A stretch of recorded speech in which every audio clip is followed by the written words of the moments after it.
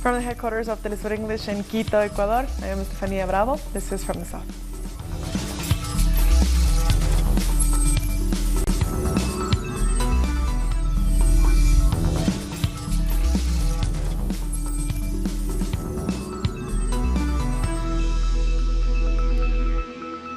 Venezuelan President Nicolás Maduro addressed the nation Sunday night. He announced a distribution plan to ensure the supply of electricity and a special contingency plan to guarantee water distribution.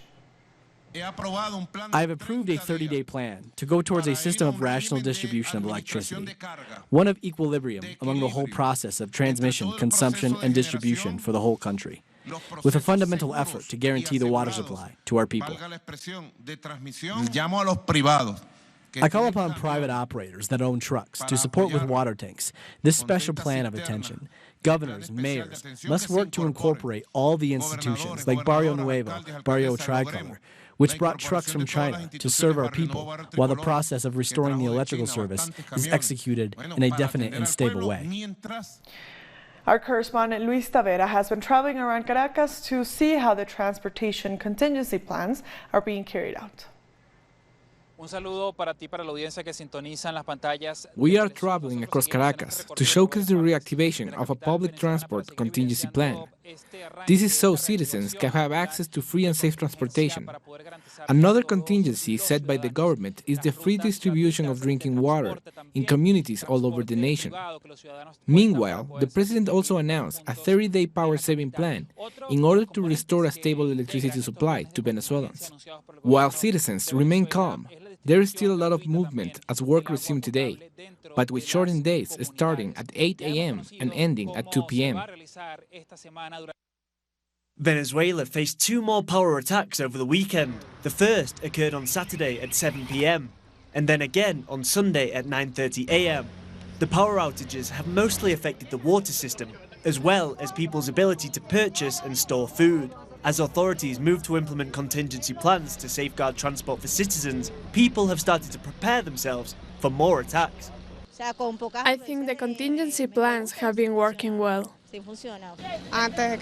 We need to charge our phones while there is power, to collect water. We have to prepare most food right away or try and keep it frozen. Members of the opposition held some protests over the weekend. However, citizens are rejecting these actions, as they say this is no way to solve Venezuela's problems. Instead, they are calling for peace. We have to continue forward in peace, just like we have until now. Looting or calling for violence, that solves nothing. We are not going to solve any issues by inciting violence on the streets. We are all being affected by these attacks, and we are trying to explain this to people. We are receiving water. A water tank is on its way. We'll remain alert, but we will not succumb to desperation. Communities have organized to distribute and safeguard water, gas and cleaning supplies in order to contain the issues caused by this emergency. We pass on messages by word of mouth because phones haven't been working for at least a week. We go to each other's houses to help, and when there is a bigger issue, we all get together to solve it as a community. Community councils work in tandem with everyday citizens, hand in hand, in order to fulfill any needs the people may have.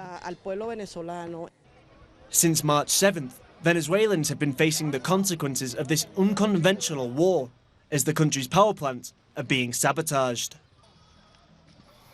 Cuba's president has taken to social media to demand an end to the attacks against the Bolivarian nation.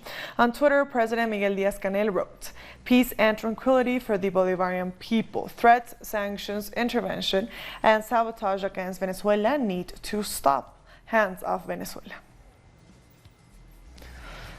Moving on, the National Minga for Life in Colombia has suspended talks with the government in the Department of Valle del Cauca because of a lack of guarantees. Demonstrators maintain a permanent assembly in order to find a solution to the negativity of President Duque's government.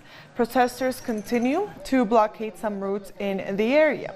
The leaders of the social Minga claim that the funding assigned to indigenous communities is insufficient to meet their health and education needs. The Colombian National Indigenous Organization announced the decision to call a halt to talks on social media. They said that discussions cannot continue without a guarantee against stigmatization, accusations, and persecution of the social Minga. Our correspondent Tatiana Portela gives us more details. Colombian indigenous people are continuing protest action in the Cauca department.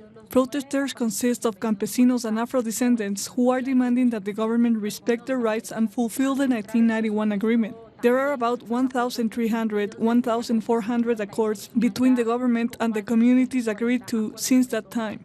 2 days ago, a negotiation table started between the Interior Minister and indigenous people.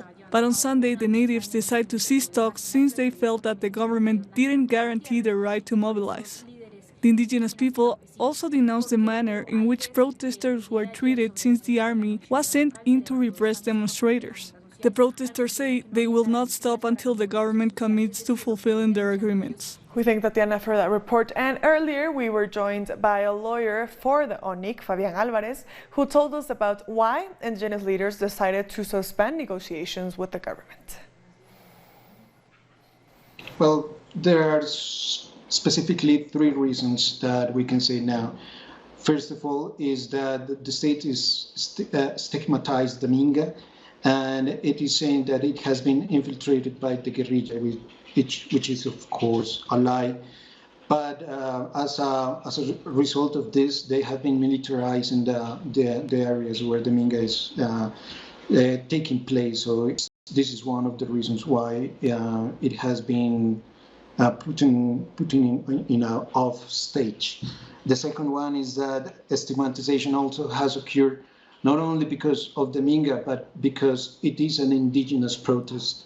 This doesn't occur when farmers or the students go to protest. It's specifically with indigenous people. And the third reason is you were saying that judicialization is one of the causes, and it is.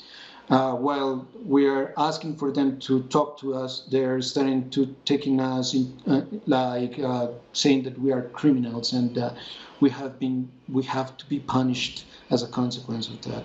Basically, those are the reasons. We don't have guarantees. The Uruguayan president has dismissed his defense minister and the head of army over their action in a human rights case.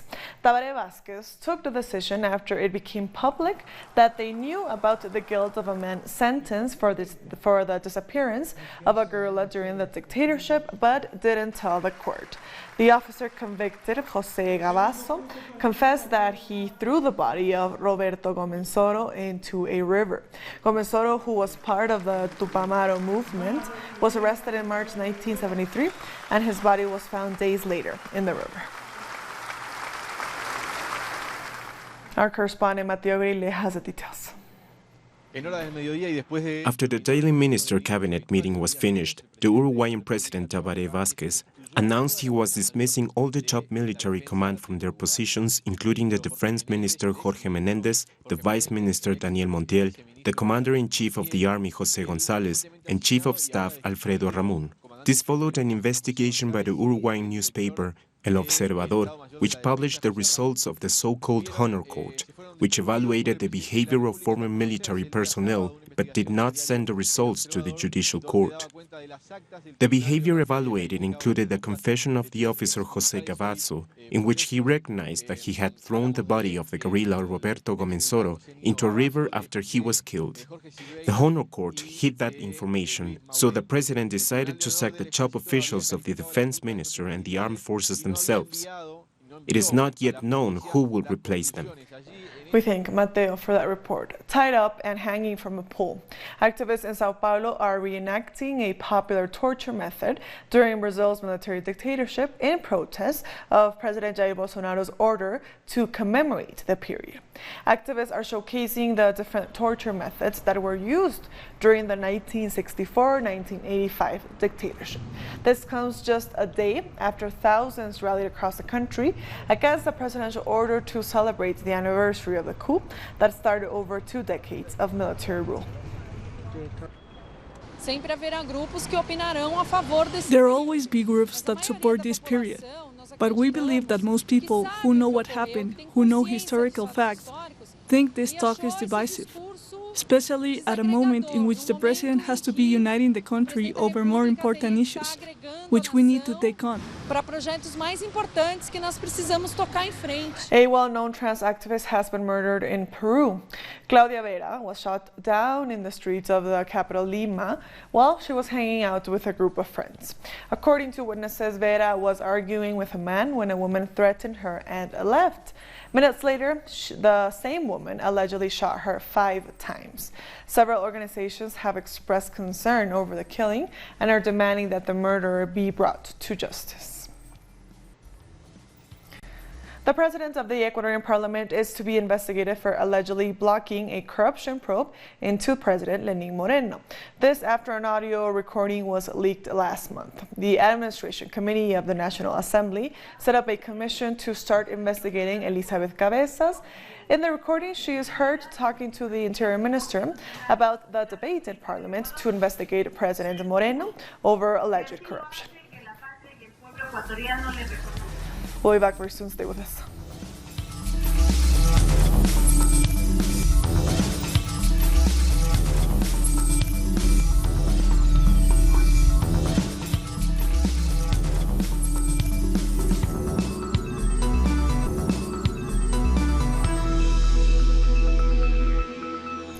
Welcome back. Survivors of Cyclone Idai are trying to restore their lives through daily routines in Beira, Mozambique. Families are seen searching for a sense of normality in camps by doing different chores. The aftermath of the cyclone has seen the outbreak of cholera and entire villages left submerged, leaving about 1.85 million people displaced. The natural disaster killed over 700 people across Mozambique, Malawi, and Zimbabwe. And an area of over 22 hectares has been disinfected so far of a cholera outbreak in Beira by Chinese aid workers. Issues of food and drinking water have been solved in the shelter. However, epidemic prevention has remained a big challenge due to overcrowding in camps. The Algerian president is set to step down by April 28th before his mandate expires, according to state media. Abdelaziz Bouteflika said before resigning that he will ensure continuity of the state's institutions. On Sunday, he announced that a new cabinet of 27 ministers would run the country until a new president is elected, including well-known political figures and newcomers. Citizens in Algeria have said the new government is far from satisfying their demands, as they believe the new government is not different from their previous one. Weeks of protests have been ongoing in the country, calling on the president to step down. We want them to go. Leave us. We do not need you, either to judge or to put in place a new government. Why is it their choice? They live and leave their children. What does it mean? That the system is always the same. The preliminary report into the Ethiopian Airlines plane crash has been completed and is expected to be released soon. The Ethiopian Ministry of Transport said it will give a preliminary report into its investigation of the plane crash later on Monday. No details were provided about exactly when the report would be released or what it might contain. The Boeing 737 MAX 8, operated by Ethiopian Airlines, crashed on March 10th, southeast of Addis Ababa. 157 people died in the crash. The Sudanese president has acknowledged that demands by anti-government protesters are legitimate, but blamed them for several deaths. Demonstrations have rocked the country since December, with protesters calling on Omar al-Bashir to step down. They accuse Bashir's government of mismanaging the country's economy, leading to soaring food prices and regular fuel shortages. Some didn't respect the regulations on gathering and demonstrating, and they caused public order problems, as well as destroying properties. At least 15 Haitian migrants are dead after their boat capsized in the waters off Turks and Caicos. 14 survivors were rescued during a search operation which began on Sunday after the U.S. Coast Guard was alerted about the tragic incident. The search continues as at least 4 bodies are still unaccounted for. Guyana is working to implement measures to end child labor and is urging the public to report cases of children being employed. The Labor Department will be launching a national child labor policy in April and will enforce drastic measures for those persons who employ children. The chief labor officer says there have been 3 reported cases for 2019, which are being followed up. The Labor Department has also reached out to several communities to ensure that those caught employing children will be prosecuted. In Trinidad and Tobago, the tenacity and resolve of Spiritual Shouter Baptists in their struggle for freedom was celebrated on Spiritual Shouter Baptist Liberation Day. The public holiday was observed on March 30th in the Twin Island Republic, the only country in the world to do so. Members of the religion fought hard for the right to practice their religion without fear of imprisonment. The day commemorates the repeal of the 1917 ordinance, which prohibited the very local worship practices of the religious group.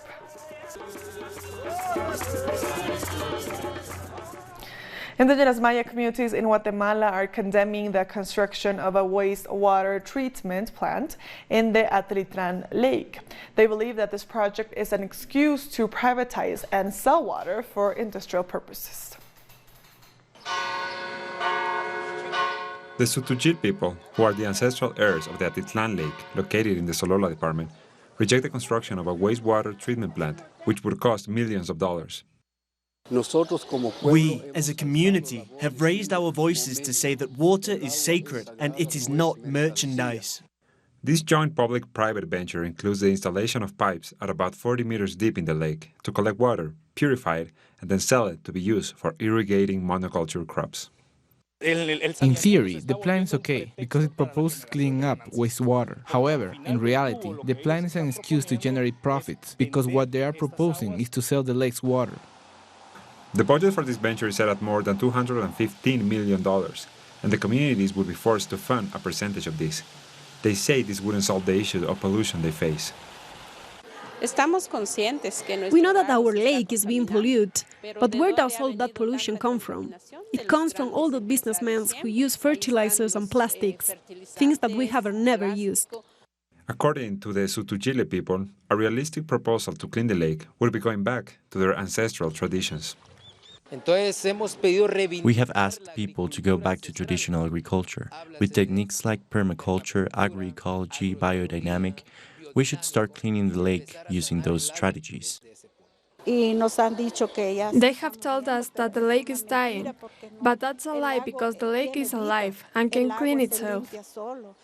Guatemala is currently on its electoral campaign period for general elections that will take place on the 16th of June. But most of the mayoral candidates have chosen to ignore discussions about pollution in the Atitlan Lake. Santiago Botón, Telesur, San Pedro, La Laguna, Solola, Guatemala. We'll take a short break now, don't go away.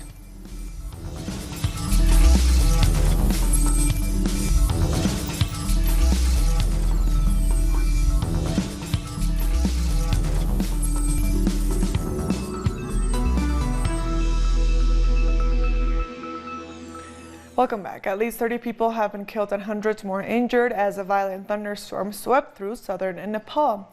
A strong rainstorm has swept through southern Nepal, destroying homes.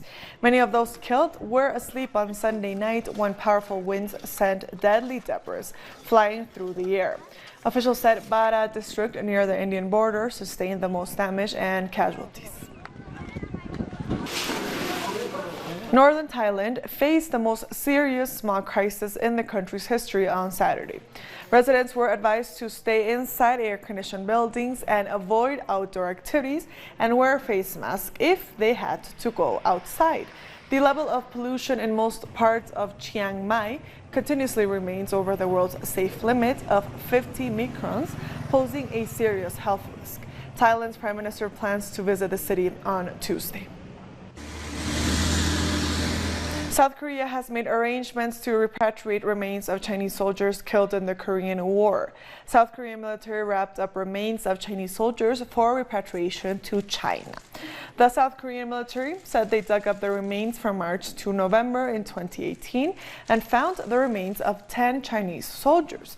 The coffins carrying the remains are scheduled to be returned to China on Wednesday. The Korean War started on June 25, 1950 and ended in July 1953. About 30 firefighters have been killed by wildfires in southwest China. Nearly 700 men were deployed to put out the blaze, which broke out in the forest of the Sichuan province on a Saturday. However, on Sunday, 30 fire officers went missing. Reports say a change in the wind direction caused a fireball, which trapped the men. Their bodies were retrieved on Monday. Volodymyr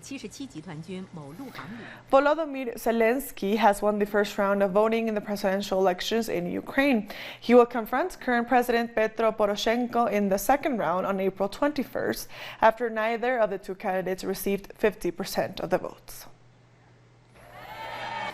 With more than 30% of the vote, comedian Vladimir Zelensky led in the first round of the Ukrainian elections, beating Petro Poroshenko. During the presidential campaign, the current president defended his aspiration of facing the alleged Russian threat to the countries of the East. He also endorses the incorporation of Ukraine into the European Union and NATO. New provocations are expected.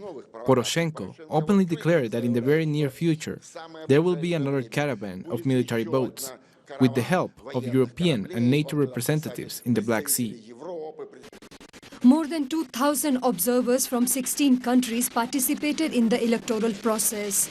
However, a resolution signed by Poroshenko at the end of April prevented the presence of Russian specialists. Moscow qualified this action as a violation of the electoral regulations.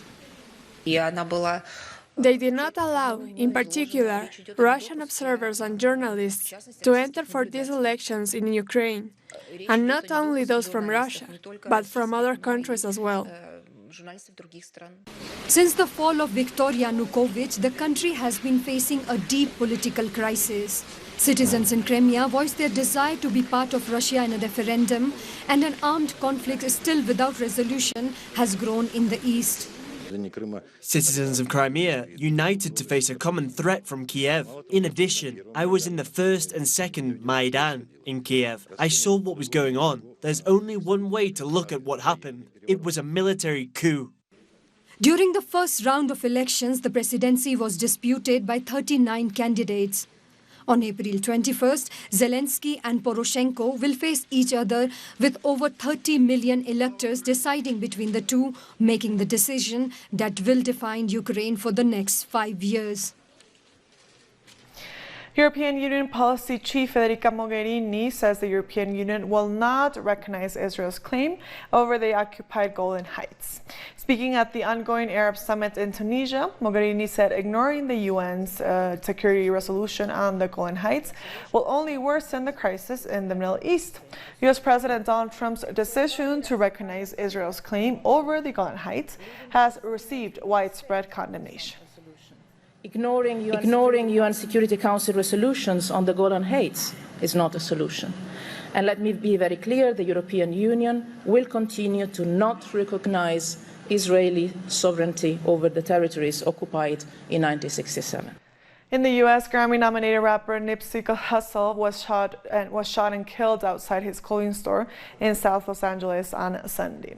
According to reports, Hussle was shot multiple times by unidentified gunmen and rushed to a hospital where he was pronounced dead. 2 other people are reported to have been wounded in the shooting outside Marathon Clothing.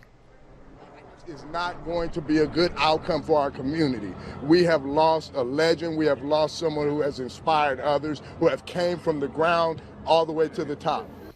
And with that story, we've come to the end of this news brief. These and other stories, as always, find them on our website at telesurenglish.net. And also join us on social media. We are on Facebook, on Twitter, and on Instagram. For Telesur English, I am Estefania Bravo. Thank you for watching.